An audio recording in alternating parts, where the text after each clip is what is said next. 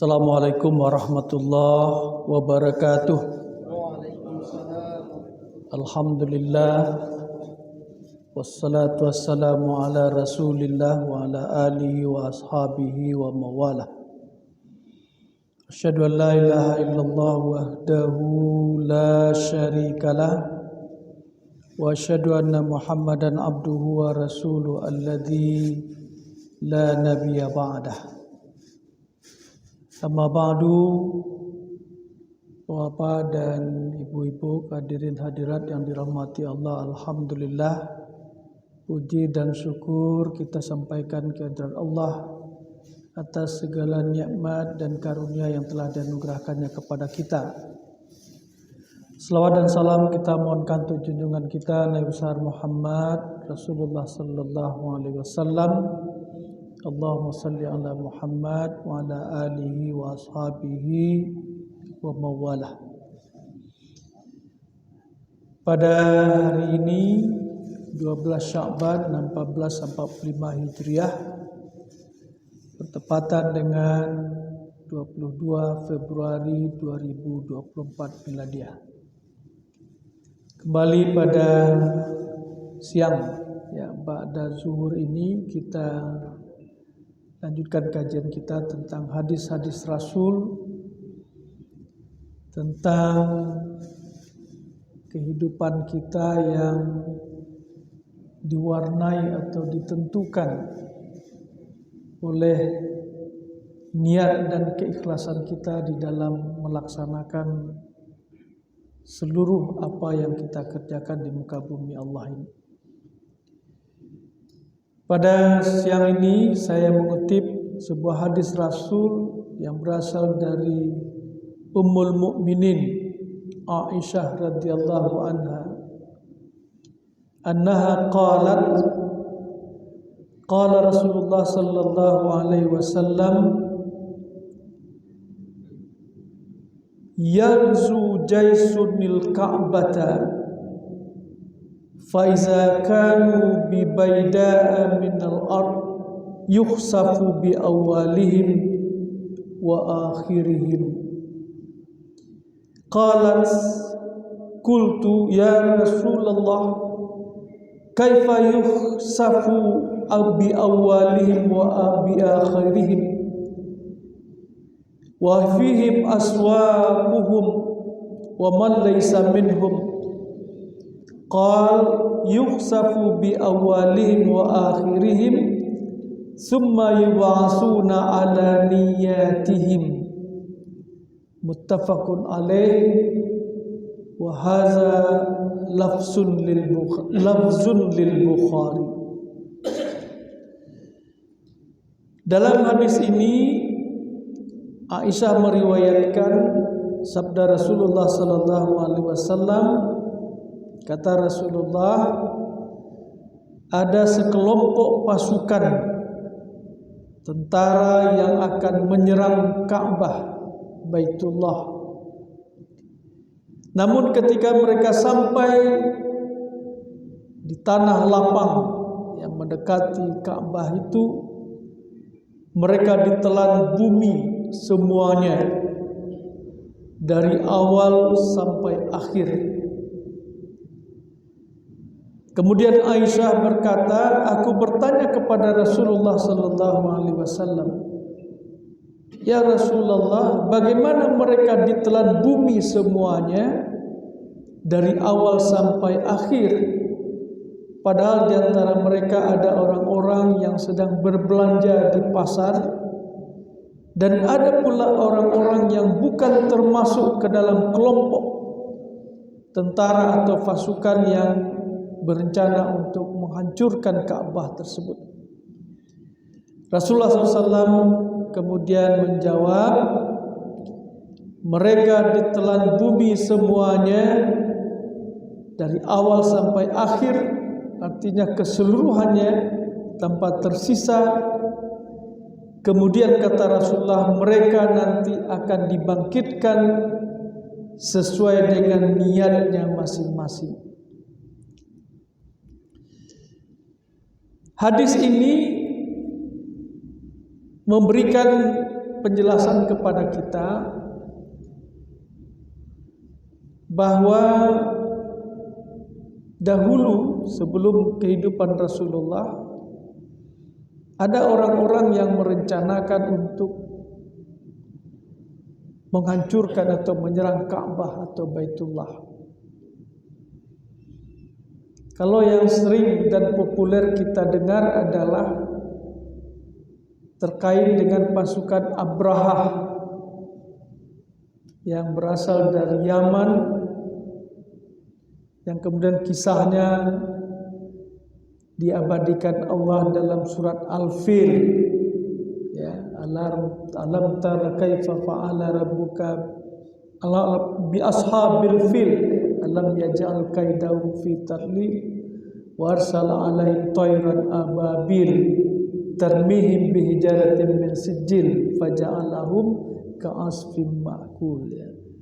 Itu surat Al-Fil menggambarkan bagaimana Allah, ya, memperlakukan tentara bergajah yang dipimpin oleh Abraha yang berasal dari Yaman, ya, yang tujuannya adalah untuk menghancurkan Baitullah atau Ka'bah. Kalau kita lihat, ya, latar belakang dan motivasinya itu adalah karena kecemburuannya kota Makkah itu menjadi, ya, pusat kunjungan, ya, orang-orang atau manusia dari berbagai penjuru. Dan memang Makkah itu sejak, ya, zaman Nabi Ibrahim dan anaknya Ismail, ketika keduanya sudah berhasil untuk membangun Baitullah atau Ka'bah, maka Allah memerintahkan Ibrahim, ya, dengan firman-Nya, auzubillahi minasyaitonir rajim, wa azzim fin nas bil hajj ya'tuka rijalan wa ala kulli damirin ya'tina min kulli fajjin amiq. Wahai Ibrahim, kumandangkanlah atau serulah manusia untuk menunaikan ibadah haji, niscaya mereka akan datang, ya, berjalan kaki bagi yang dekat atau menggunungkan kendaraan bagi yang jauh, dan bahkan mereka datang dari berbagai penjuru, bahkan dari pelosok-pelosok terdalam, ya, dari negeri mereka. Dan itu saat ini kita saksikan bagaimana orang, ya, harus antrian, harus ada daftar tunggu, waiting list yang bertahun-tahun, belasan tahun, bahkan puluhan tahun, ya, untuk bisa menunaikan haji. Nah, pada masa Rasulullah SAW, apa yang diserukan oleh Nabi Ibrahim itu juga masih berlangsung, ya, dari berbagai penjuru datang ke Baitullah Makkah, di Makkah. Nah, Abraha, ya, menginginkan bagaimana kunjungan itu bisa dialihkan ke kota San'a, ya, di Yaman ketika itu. Nah, datanglah dia berencana untuk menghancurkan Baitullah dengan pasukan bergajah. Dari mana gajah datang? Padahal Jazirah Arabia itu adalah, ya, ternaknya itu yang kita kenal hanya unta atau kuda atau domba.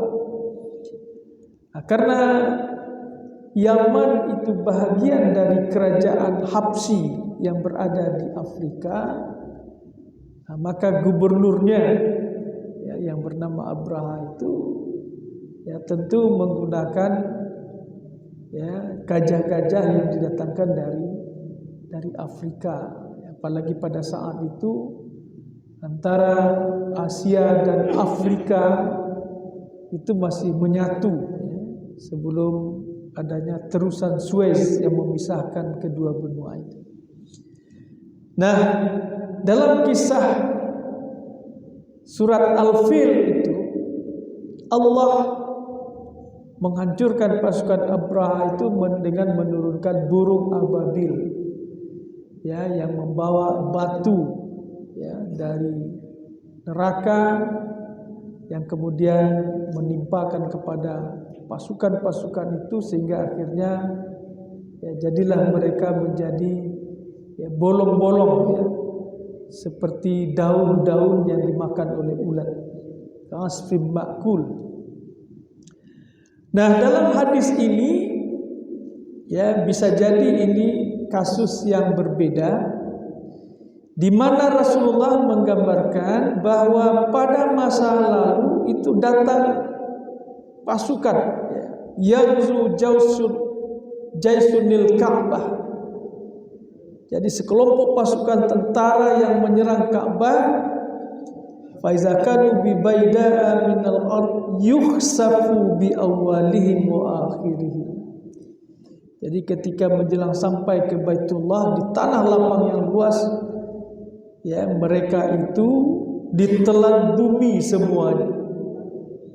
Ya, bisa saja kita gambarkan terjadi, ya, sebuah gempa tektonik, ya, yang membuat lapisan daripada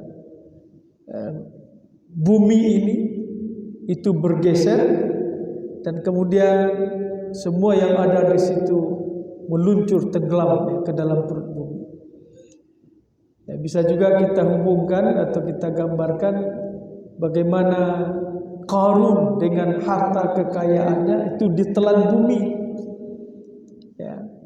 Dan itu barangkali bagi kita saat ini, ya, juga bisa kita lihat dan kita saksikan, ya, bagaimana ketika terjadi gempa dan tsunami di kota Palu, ya, di kota Palu di Sulawesi, ya, beberapa tahun yang lalu, nah, di mana pada saat itu ada perkampungan itu hilang, ya, tertelan oleh perut bumi.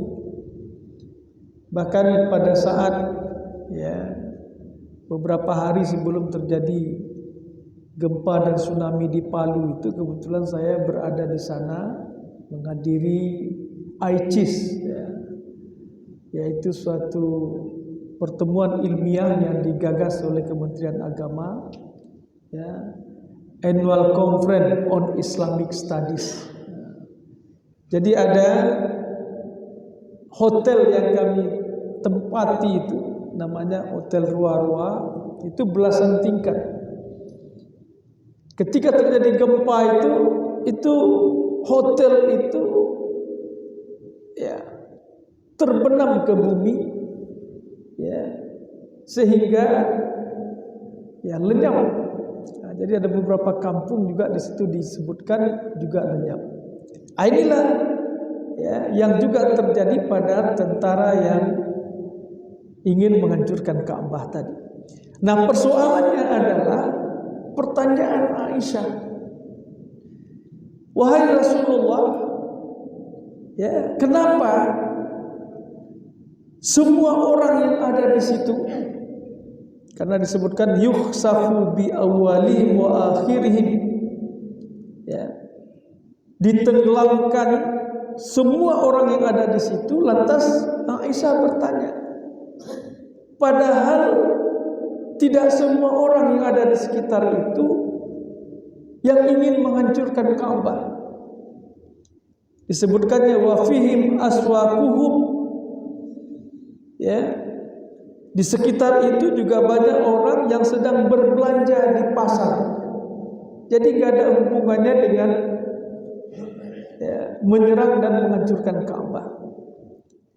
Kemudian juga ada orang-orang yang di situ yang memang mereka bukan bahagian dari tentara tadi.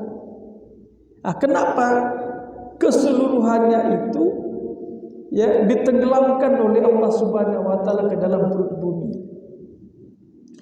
Maka Rasulullah menjawab, yukhsafu bi awwalihim wa akhirihim summa yub'asuna ala niyatihim.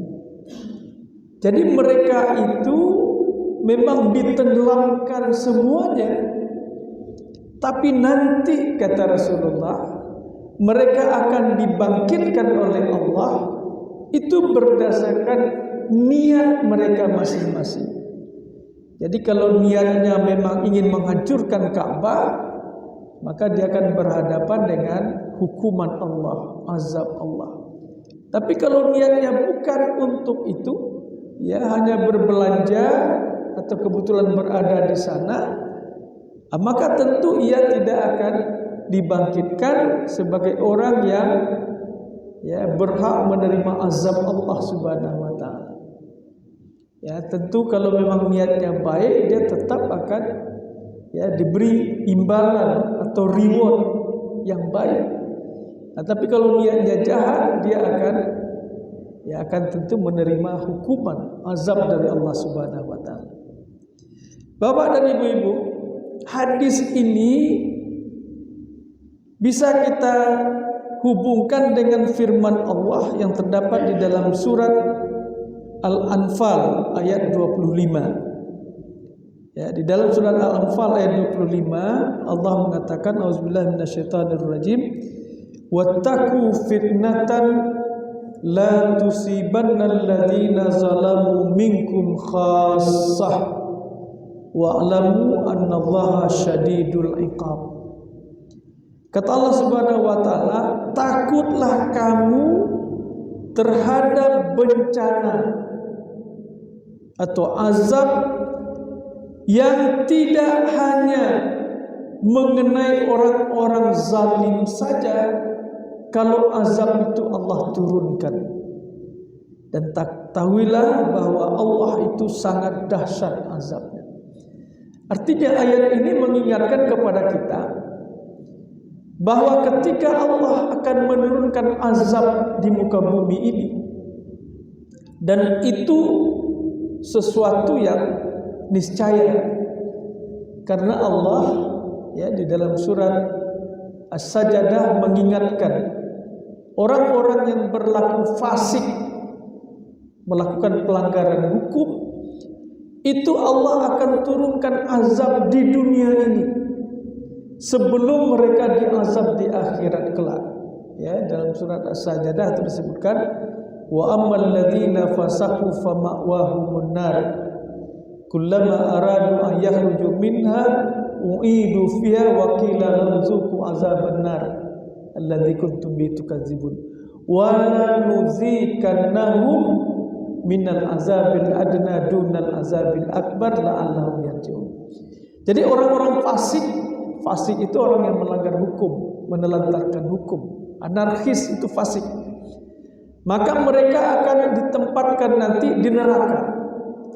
Tetapi di dunia ini walanzikannahum minal azabil adna, mereka akan Allah rasakan azab yang dekat, yang ringan, dunal azabil akbar, sebelum azab yang lebih besar di akhirat kelak. La'allahum yarji'un, jika mereka selamat, mereka berpeluang untuk kembali kepada jalan yang benar. Tapi sering sekali Bapak dan Ibu, kalau sudah Allah turunkan azab di dunia ini, banyak yang tidak selamat. Ya, kita bisa baca bagaimana kisah umat Nabi Nuh ketika Allah turunkan banjir, tsunami, semua lenyap kecuali yang ikut bersama Nabi Nuh. Kaum Ad, kaum Samud, itu juga Allah turunkan. Ada yang dengan angin topan, angin puting beliung, yang tidak hanya meruntuhkan rumah tapi bahkan mengangkat batu dan tanah sehingga menimbun perkampungan itu. Nah, ayat Al-Anfal 25 ini mengingatkan kepada kita harus waspada dan hati-hati. Kalau Allah turunkan azab, bencana malapetaka, itu tidak memilih. Tidak hanya orang-orang yang zalim saja yang terkena, tapi orang-orang yang baik-baik di sekitar itu juga akan terkena. Nah, ini sejalan dengan hadis Rasul tadi. Walaupun yang berniat untuk menghancurkan Ka'bah itu hanya sejumlah tentara tertentu, tapi orang-orang yang di sekitar itu akan ya ditenggelamkan oleh Allah ke perut bumi. Jadi di bumi ini atau di dunia ini kita mengenal yang namanya tanggung jawab komunal, tanggung jawab kolektif selain dari tanggung jawab individual. Jadi kalau kita melihat ada orang-orang melakukan kejahatan, maka tugas kita adalah menahan atau mencegah agar kejahatan itu tidak berkelanjutan. Inilah yang diingatkan oleh Rasulullah, man ra'a minkum munkaran falyughayyirhu biyadihi. Siapa yang melihat kemungkaran hendaklah dia merubah dengan kekuasaannya. Kalau tidak, fabilisani, dengan tutur kata, teguran. Kalau tidak, biqalbihi, dengan hati. Artinya apa? Benci perbuatan itu. Kalau kita sudah benci, tentu kita tidak lagi mendekat, agar menjauh. Nah, karena ingat Allah mengatakan kalau Allah turunkan azab, siapapun yang ada di situ itu akan terkena. Jadi oleh karena itu Bapak dan Ibu, beberapa kesimpulan bisa kita ambil dari hadis ini. Kalau ada kejahatan, kita hendaknya berusaha mencegahnya agar itu tidak mengundang murka dan azab Allah. Tapi kalau kita tidak mampu, kita harus menjauhkan diri dari orang-orang yang sedang melakukan kejahatan tersebut. Karena apa? Karena ketika Allah turunkan azab, maka siapa yang ada di sekitar itu akan terkena, ya sebagaimana digambarkan oleh hadis Aisyah ini, dan juga sebagaimana diperingatkan Allah dalam surat Al-Anfal ayat 25. Inilah kajian kita pada siang ini. Mungkin ada beberapa hal yang ingin kita diskusikan. Kita punya waktu beberapa menit ke depan. Silakan Bapak dan Ibu. Ya, aku silakan kepada Bapak Ibu jemaah sekalian bagi yang ingin bertanya.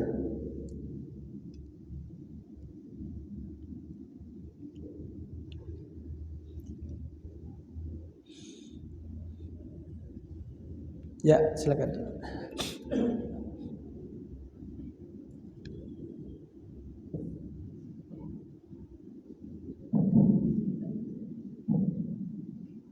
Assalamualaikum warahmatullahi wabarakatuh. Waalaikumsalam warahmatullahi wabarakatuh.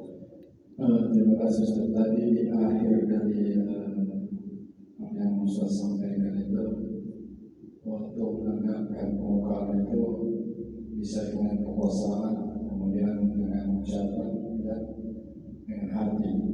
Nah, yang saya sampaikan, ketika kita ingin menolak pemungkaran itu dengan kekuasaan, apakah ini melekat di tugas dan wewenang atau hanya setakat daripada kita upaya? Maksudnya gini, kalau misalnya ada seseorang ingin dia mencegah pemungkaran itu dengan kekuatan, dengan tenaga dan dengan kekuasaan lebih daripada tingkat tinggi, tapi dia itu sebenarnya tidak punya kekuasaan. Nah, apakah itu maksudnya hanya upaya, atau kalau ditingkatkan lagi, ketika dia memang punya kekuasaan dan wewenang itu untuk menegakkan pemungkaran itu, dia kenanya jatuhnya itu dihukum wajib, sementara yang tidak punya kekuasaan dan wewenang itu mungkin dia kena sebagai upaya aja. Kira-kira itu pertanyaan saya. Terima kasih. Assalamualaikum warahmatullahi wabarakatuh. Waalaikumsalam warahmatullahi wabarakatuh. Baik, terima kasih. Pertanyaannya bagus. Jadi artinya falyughayyirhu biyadihi. Ini rubahlah dengan kekuasaan, dengan tangan. Tangan itu lambang atau apa namanya, dengan apa namanya, maknanya itu adalah kekuasaan. Sebagaimana dalam ayat lain disebutkan yadullah fauqa aidihim, ya, jadi kekuasaan Allah itu di atas kekuasaan manusia. Jadi yang dimaksud kekuasaan ini, kewenangan.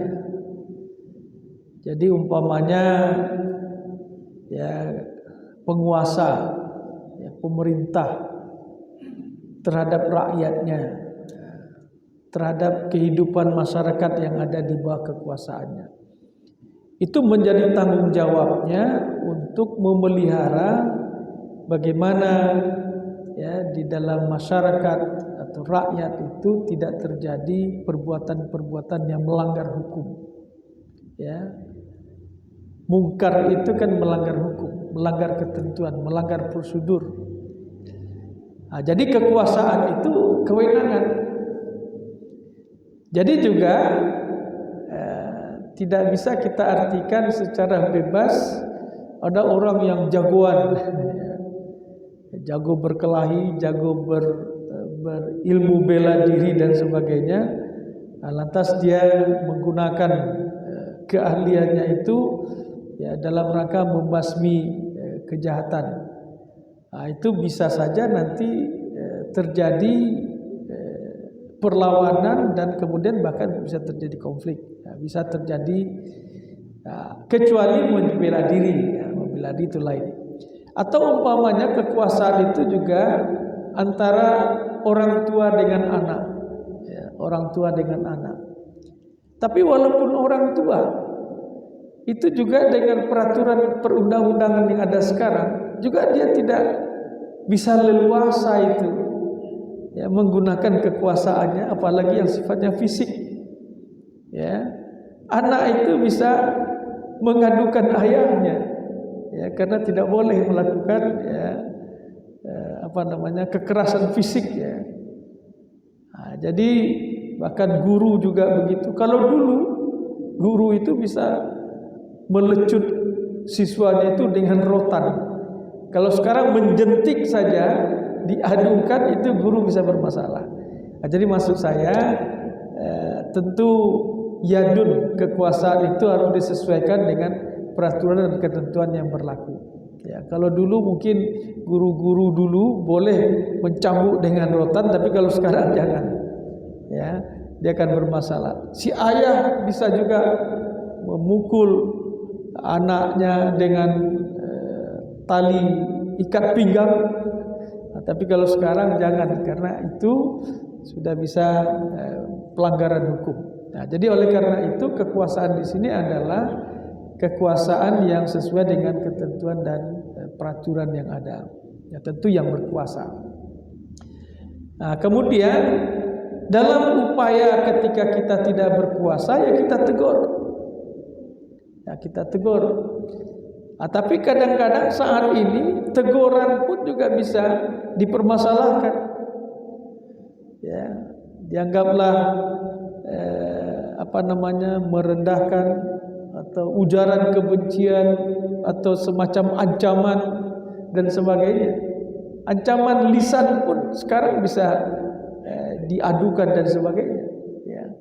Nah, jadi betul-betul kita pertimbangkan. Maka dalam Al-Quran kan disebutkan ya, untuk mengajak kepada kebenaran itu ya kita harus menggunakan bil hikmah wal mau'izatil hasanah wajadilhum billati hiya ahsan. Nah, kalau memang tidak mungkin rasanya dengan lidah, ya dengan kita tegur, ya bisa saja Bapak dan Ibu, anak-anak muda itu yang sedang melakukan pekerjaan-pekerjaan yang terlarang, ketika ditegur dia bisa membahayakan kita, bisa menjadi bumerang. Nah, benci perbuatan itu bil qalb itu benci perbuatan. Dengan membenci itu artinya kita menjauh. Jangan kita membenci tapi kita di situ juga. Ketika digrebek oleh pihak keamanan atau polisi, siapa yang ada di situ itu ditangkap. Ini maksud ayat tadi itu. Kalau kita masih berdekatan dengan pelaku-pelaku kezaliman, maka ketika Allah turunkan azab itu akan terkena. Nah, kalau memang tidak sengaja kita di situ, ya seperti dalam hadis tadi, ada orang yang sedang berbelanja. Nah, lantas ada orang yang melakukan kejahatan ingin menghancurkan Ka'bah. Lantas Allah tenggelamkan semua. Nah, maka Rasulullah dalam hadis tersebut mengatakan, meskipun sama-sama ditenggelamkan, Allah ketika dibangkitkan itu akan dipisahkan dan dibedakan. Mana niatnya yang buruk tadi itu akan berhadapan dengan azab Allah. Tapi orang yang niatnya tidak buruk, dia ingin berbelanja ke pasar dan sebagainya, maka tentu ia tidak akan termasuk orang-orang yang akan mendapatkan azab. Nah, jadi oleh karena itu ini juga menjadi semacam penghibur ya.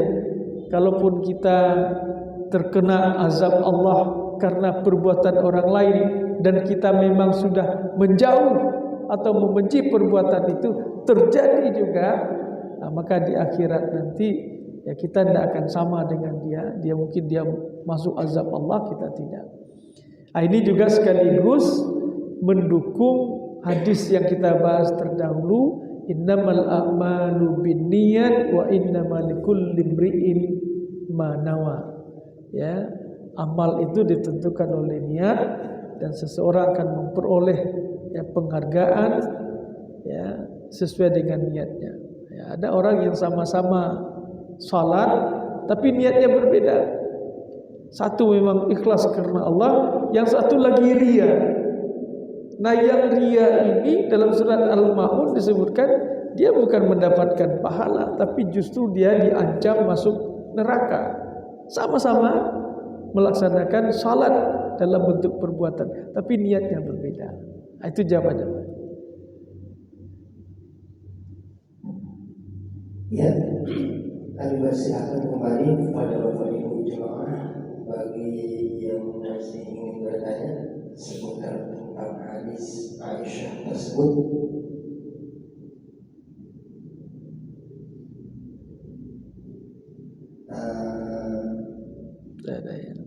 Mungkin cukup Ustaz, mohon doanya. Ya, baik. A'udzubillahi minasyaitonirrajim. Bismillahirrahmanirrahim.